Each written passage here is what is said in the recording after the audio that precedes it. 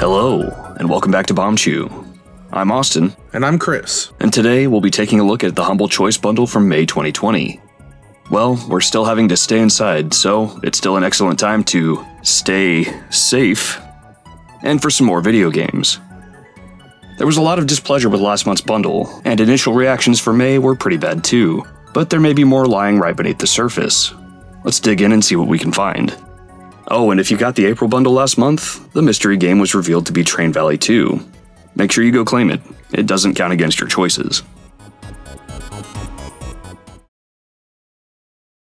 This month features a sneak peek demo of Fae Tactics, a turn-based tactical RPG developed by Endless Fluff Games and set for release later this year.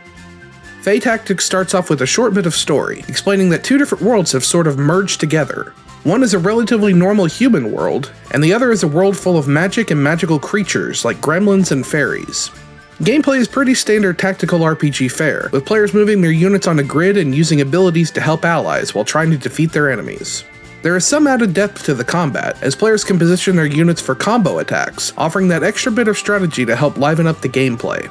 While there isn't a whole lot of story revealed in the demo, it's enough to keep my interest. However, where Fae Tactics might seem like a run-of-the-mill tactics RPG based on the mechanics and gameplay, the presentation and style helps to make up for any shortcomings and elevates everything just a little bit. The music is really good, with the game's title theme being one of my favorite video game songs I've heard lately. It's Final Fantasy mixed with Ennio Morricone, and I could listen to this all day. While yet another tactics RPG might not be the most exciting game to come out this year, Fae Tactics does check a lot of boxes for me. While I might not end up purchasing this game when it fully releases this year, I'll definitely be checking out that full soundtrack.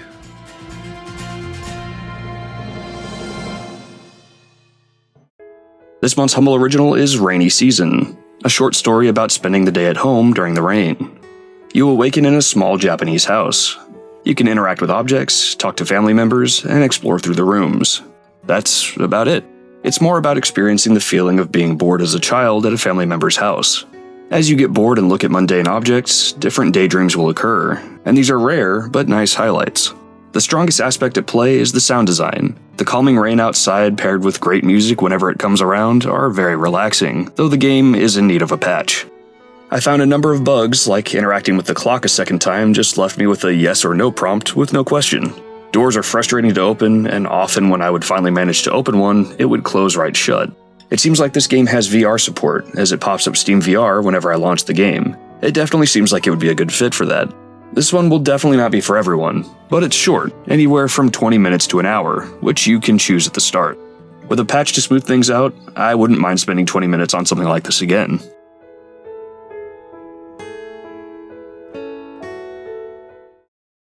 Horace is, it's hard to explain. At its core, it's a story-based platformer, but it's so much more than that. You play as a cleaning, junk-collecting robot who cleans and collects junk. For the first 30 minutes to an hour, you go through training and cutscenes on how to play and what your purpose is. I would highly recommend turning on the setting in the extras menu to allow you to skip cutscenes. Shoutouts to Squash Pickle for pointing this out to me. Some of them are worth watching, a lot of them are not, and you can usually tell after watching a scene for a bit if it's going to needlessly drag on for a while or be interesting. This will save you a ton of time and get you to the interesting part of the game a lot faster. A bit into the game, the core gameplay changes quite a bit, and it surprised the hell out of me in a very cool moment, so I won't spoil the new mechanic that comes, but do know that the gameplay gets more interesting beyond the starting section. On top of that, you'll frequently get thrown into retro-style minigames that are done well, and there are references to movies and pop culture all over the place. There's also a lot of subtle humor that made me laugh very hard. And shoot, this chiptune music is spectacular, going from original tracks to classical music to movie themes, and it all sounds great. I'm really excited to spend a lot more time with Horace. This one is a solid pick if you like platformers and retro games, but if you don't have much patience or pixel art is an instant turnoff, you can safely skip.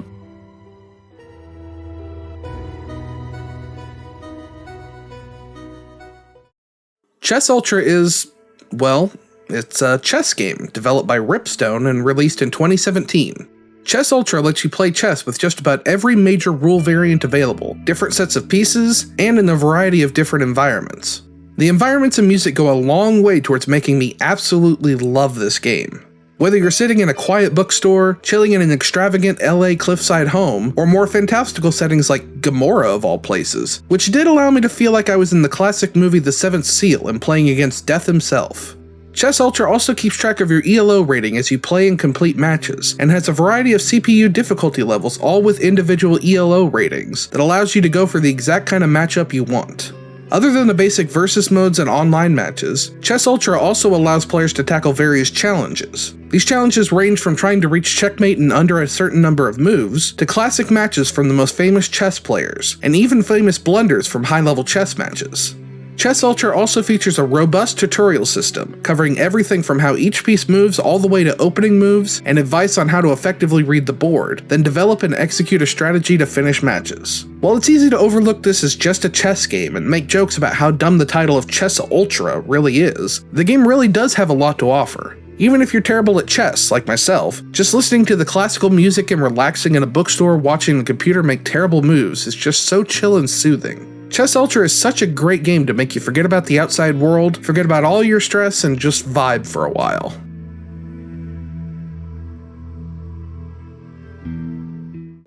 Neoverse is a deck-building, card-battling roguelite, again, but this time with anime ladies. When I first started this one up, somebody said to me that it looked like Slay the Spire, and somebody else joked, what, because it has cards in it? But the more I played, the more it reminded me of Slay the Spire in its interface. You have a hand of cards you can use to attack enemies, armor yourself, and apply buffs and debuffs. Each turn you get to see what your enemies are going to do at the end of the turn, so you can properly prepare, and you get to choose your path between easier battles with smaller rewards, and harder battles with bigger rewards. Much like Slay the Spire, I expected to hate this game, but came out very impressed. Your deck starts small enough for you to know it well, and you add cards one at a time so you can figure out strategies as you go instead of starting off with a big complicated deck, or even being given a ton of cards and being told to go build a deck out of them all at once. When looking at a skill or ability description that mentions buffs or debuffs or other stats, you also get a description of those buffs, debuffs, and stats so you can fully understand the context of what you're reading if you aren't familiar with everything in the game yet. There's a combo system where playing certain types of cards in a particular order makes you deal double damage on your next attack, as well as special bonuses for things like giving yourself exactly enough armor to block an attack or doing exactly enough damage to kill an enemy. The game is also not super punishing. I purposely died to see what would happen, and I got a prompt saying I could restart at the beginning of the current chapter I was on. As far as I can tell, this one seems like it's not as hard as Slay the Spire, but I'll have to keep playing further before I can know that for sure. I would say steer clear if you hate card battling games, but I hate card battling games, and I really like this one. So I guess I'll say if you didn't enjoy Slay the Spire, you probably won't have any fun here either. Otherwise, I'd recommend including this in your picks.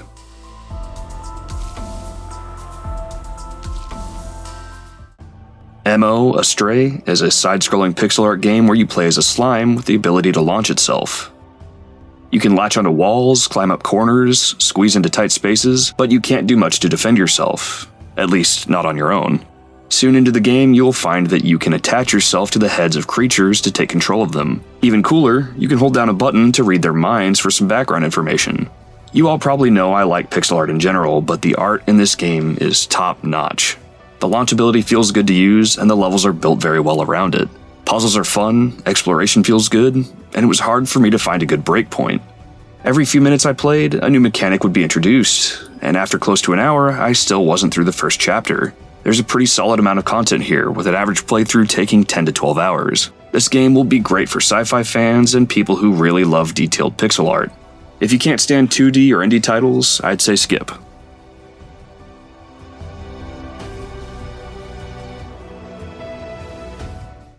Heave Ho is a local multiplayer 2D grab-em-up. I unfortunately do not have any local friends to play with, especially, given the current health crisis situation. But thankfully there is a single-player mode, though I've been told it's really made for multiplayer. Controls are super simple. You roll around with the joystick, and you use the left and right triggers to grab with your left and right hands. You'll need to flip and fling yourself safely to the end of each level, and that's about it. It's fun, but I can see it being so much more chaotic and ridiculous with other players, as you're intended to form chains grabbing each other's hands. As interesting as this game is single player, I'd recommend only using one of your picks on it if you have friends or family you regularly get together with who enjoy party games, or if you don't mind using something like Steam Remote Play.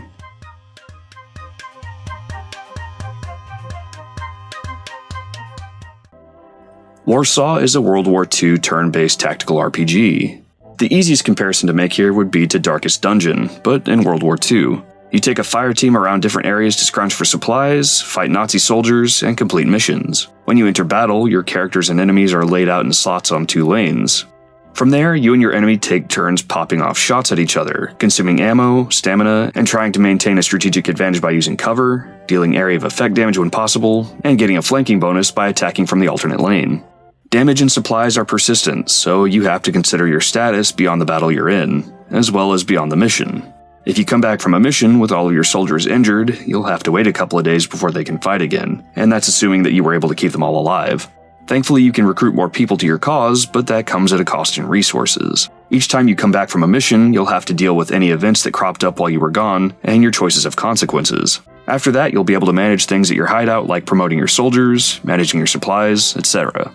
This is an interesting game, but having to deal with my mistakes so long after making them, and facing the possibility of a game over after a long time investment, I really don't think this is the game for me. If you're into World War II, Darkest Dungeon, or strategy games where each individual battle has long-lasting consequences, have at it with Warsaw. If strategy games aren't your style, I don't think Warsaw will change your mind.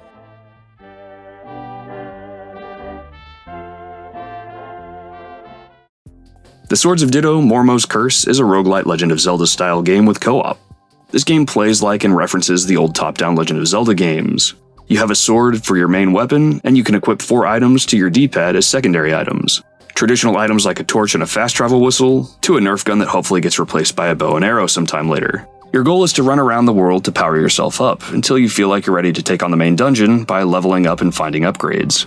So how is this a roguelite? Well, about a year ago, the game got a huge update that actually removed permadeath for the most part. In most situations, if you die, you'll drop some currency and respawn back at your house. That is, unless you die while trying to tackle the final dungeon. Once you head into the final dungeon, you're locked in, and death means your character is dead. You'll wake up in a map with the same layout but 100 years in the future, so advancements have been made, but you'll still generally know your way around. Let's talk good and bad. Good. The art style. Usually games that are this cartoony have art that's not very detailed or high resolution, and comes off feeling a bit cheap. But everything here looks really nice and detailed, and really pops off the screen. Good. I can go mostly anywhere, and am essentially only barred by higher level enemies if I can't survive against them with skill. Good. This game has co-op. Co-op Zelda just sounds great, and having a buddy makes roguelite games feel less intimidating. Keep in mind, it's local only, so be prepared with someone at home or using Steam Remote Play. Bad. There are a handful of purple goo barriers blocking some paths, and I could not figure out how to pass them. They didn't feel like a good way to narrow down my exploration options, and they were a bit frustrating. Bad. With over an hour of playtime and exploring all over the place, I was unable to find a single dungeon other than the final dungeon. I found a couple of grottos and a dojo, but no dungeons, which I assume are in the game since the tutorial explicitly instructed me to power up by playing through dungeons. Somewhere in the middle, the death mechanic is poorly explained. During the tutorial, you are killed and become a new hero, but beyond that, the difference between dying in the world and dying in the final dungeon isn't properly explained, at least not as far as I played. Overall, I like the game. I'm having fun with it, but I wish I had a bit more direction or an idea of what to do or where to go. If you like old-style Zelda games, roguelites, and have someone to play with you, this is almost sure to be a hit for you. If you've never understood the appeal of Zelda games, give this one a pass.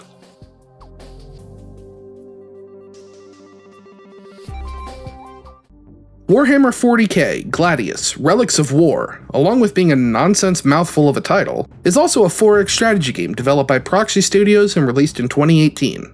Warhammer Gladius follows the Civilization 4X blueprint almost exactly, and has players moving units along hexagonal tiles as they build bases, fight for control of resources, and continue along the general 4X gameplay path of explore, expand, exploit, and exterminate. The story and setting for the game are beyond me, as I've never been able to get into any of the Warhammer stuff beyond that fan theory that Event Horizon's set in the Warhammer universe. There's something about space marines, orcs, and some kind of undead race called Necrons vying for control of the planet. The mechanics for Warhammer Gladius seem to be pretty solid, and will immediately feel familiar to anyone who's put any time into the Civilization games, to the point where this almost feels like a mod for Civilization 5 or 6. However, I just couldn't seem to settle into any kind of rhythm with this game like I do with the Civilization series. Despite the fantastical nature of Warhammer 40k's setting and characters, everything here just feels drab and boring.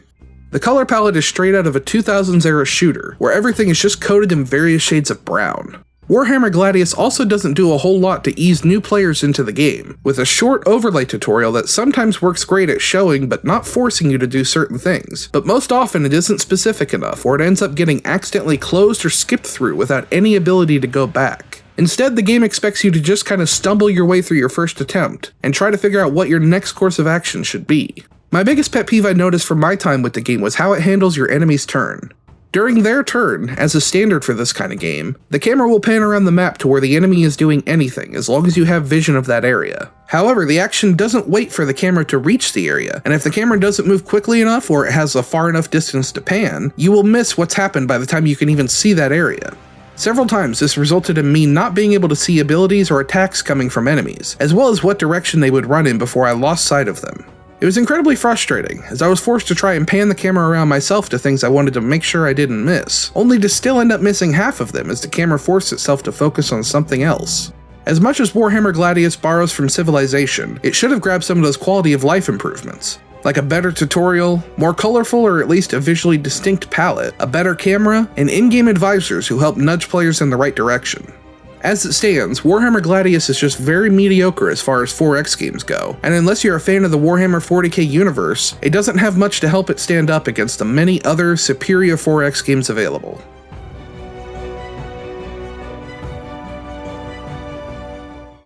Niche, a genetic survival game, is a simulation game developed by Astray Studios in 2017. Niche has you controlling different animals in an attempt to grow your tribe, survive the wilderness, and try to make it to the next island. Each day, your animals will have a certain amount of energy to do different tasks. These can range from collecting nest material, exploring the island, mating, attacking other creatures, or trying to recruit them to your tribe.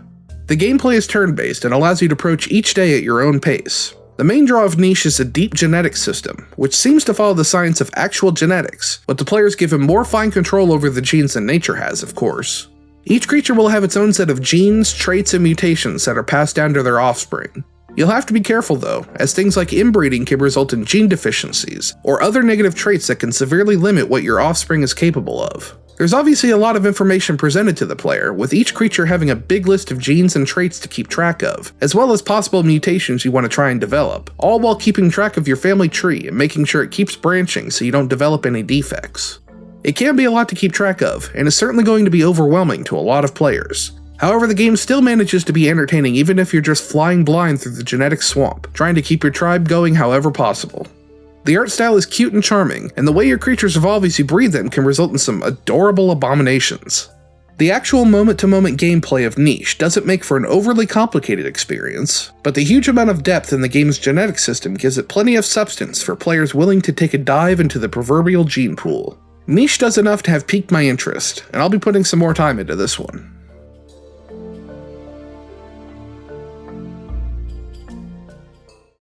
Rise of Industry is a business tycoon game developed by Dapper Penguin Studios and released in 2019. The game puts players in the shoes of a fledgling industrialist trying to make their fortune and crush the competition. Rise of Industry plays like SimCity, but with the focus entirely on industry and production, almost like a simplified and streamlined Factorio. Starting up the tutorial, I see there's over 70 steps to it, and I brace myself for a lot of reading. I'm glad the tutorial tells me how long it's going to be, as it helps keep my interest knowing how much closer I am to hopefully understanding how to play. However, don't let the tilt-shift-inspired cute art style fool you, as there's a lot at play under the surface in Rise of Industry. You'll start out just doing simple gathering and selling of raw goods, like lumber or water. Then you'll start building basic production facilities such as farms, that will turn the resources into more valuable products. Eventually you'll be setting up a network of production spanning the map, gathering, manufacturing, and shipping goods all over. The tutorial does a decent job of easing the player into the game, but it's still incredibly complex trying to grasp all of the options available. Do you want to ship out products to local towns, or spend the money to build a train station in order to ship longer distances quicker? How much of your vegetable farm's produce should be sold at the farmer's market, and how much of it should you ship out to a factory to be made into things like soup? Do you want your trucks to load up a lot of product before they leave, or start shipping stuff to local companies as soon as it's available for a quick profit? Luckily, even outside of the tutorial, you can enable a guide for each game that will help point you in the right direction. The guide doesn't force you down any one path, so as soon as you feel comfortable going your own way, you can easily ignore the tips or turn them off entirely and start going solo. There's a lot going on in Rise of Industry, and I feel like I've barely scratched the surface in my time with the game. Trying to wrap my mind around production lines, manufacturing, negotiating with towns and local businesses, and buying up stock in your competition to take control left me dizzy, but also wanting more. It's going to take a lot to begin to grasp the mechanics at play, but if you're into these kind of simulation games, there's a lot of enjoyment to be had with Rise of Industry.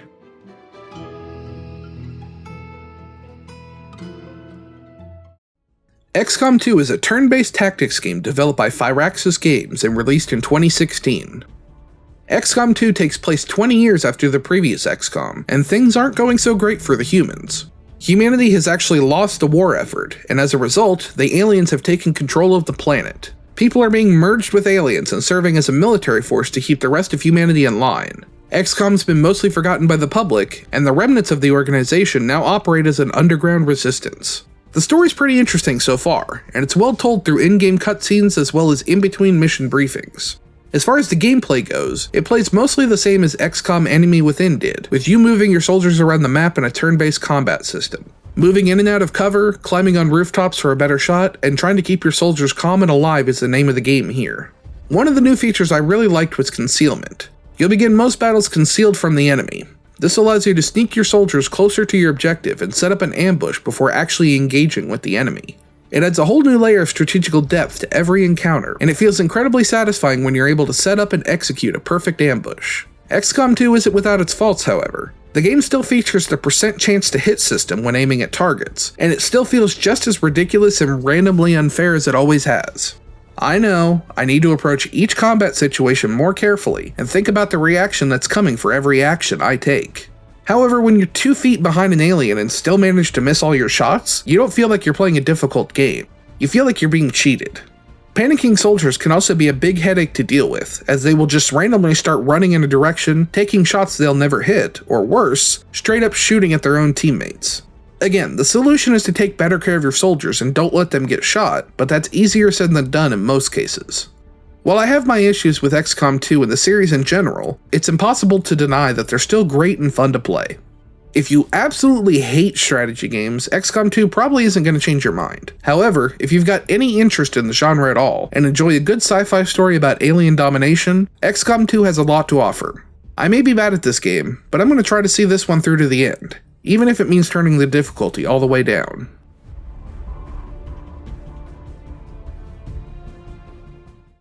Jurassic World Evolution is a park management sim developed by Frontier Developments and released in 2018. Jurassic World Evolution places players in control of their very own Jurassic Park. Gameplay is very reminiscent of games like Roller Coaster Tycoon or Planet Coaster, with the obvious added dinosaur twist. In the starter campaign, you'll begin with a partially constructed park, complete with dinosaur enclosure and some basic structures. You'll be given missions and goals by the different divisions of the park, each with their own priorities. You'll also need to send out excavation teams to different sites around the world in order to find new fossils, and extract DNA from the samples in order to create new dinosaurs. The gameplay mechanics are pretty simple, with most of your focus being directed to the dinosaurs themselves. You'll be spending most of your time making new dinosaurs and keeping them contained, happy, and fed.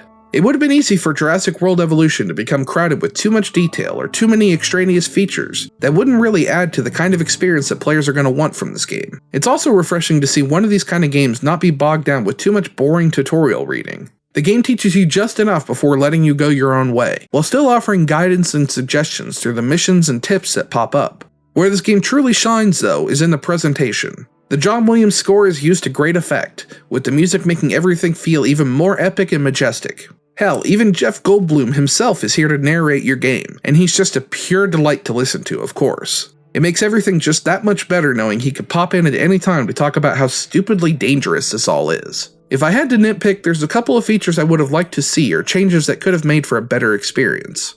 Getting power to your buildings is just a bit more complicated than it needs to be. You need power stations, power lines, and also power substations in order to get power to an area. By the time you've managed to get power where you need it, you're stuck with an eyesore of crisscrossed power lines jumping all over the park.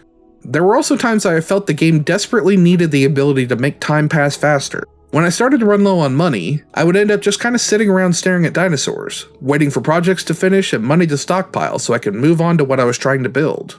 Overall though, my complaints are very minor, and I really enjoyed my time with the game. Even if you don't usually enjoy theme park management games, Jurassic World Evolution is just dripping with charm, excellence of presentation, and nostalgia in a way that makes it hard not to enjoy. I'll definitely be spending more time with Jeff Goldblum, Jurassic World Evolution.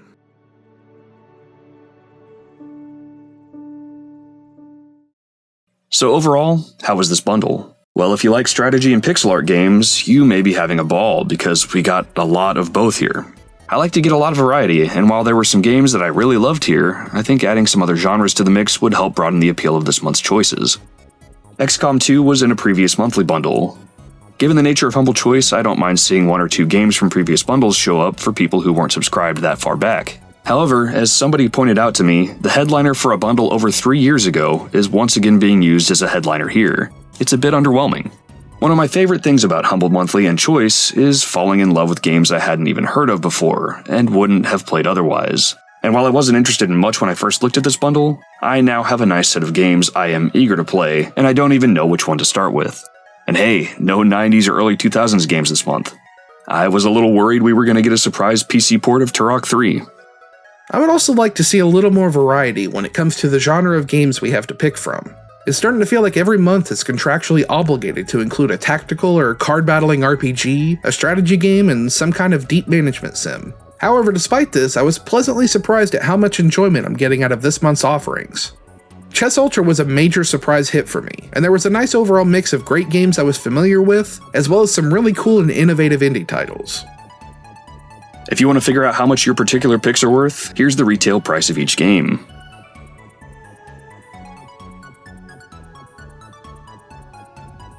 If you're interested in what Chris and I dropped this month, I dropped XCOM 2 as I owned it from a previous monthly bundle, and Niche because it's been bundled a couple of times before, and I suspect I could catch it again in the future without much cost or trouble.